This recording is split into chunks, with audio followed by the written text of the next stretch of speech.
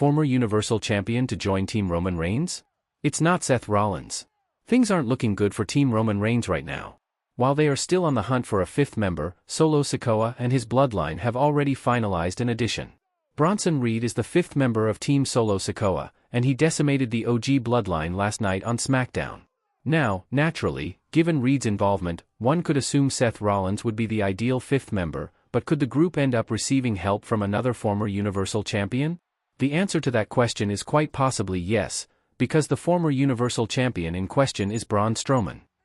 While Bronson Reed has had issues with Seth Rollins, he perhaps faced his toughest task in the form of the Monster Among Men this past September.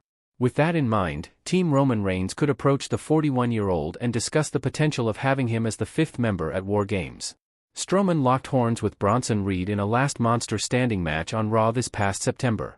While he eventually emerged victorious, the Monster Among Men suffered a torn groin during the encounter and has yet to appear on TV since then. However, the veteran returned to in-ring action last night as he joined forces with Dragon Lee and Rey Mysterio for a six-man tag team match. Assuming Seth Rollins declines to join the OG Bloodline for War Games, Braun Strowman will be a great option for Team Roman Reigns.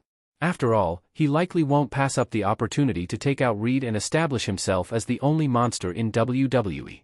At the end of the day, this is all just speculation. Right now, there is no telling who the fifth member of the OG Bloodline will be.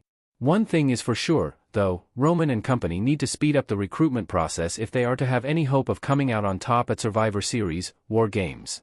Roman Reigns suffered a huge setback on SmackDown last night. Last night was the one to forget for Roman Reigns. The OTC appeared at SmackDown knowing he didn't have a fifth member for his team yet. And what's more, the OG were absolutely destroyed by the new Bloodline and Bronson Reed.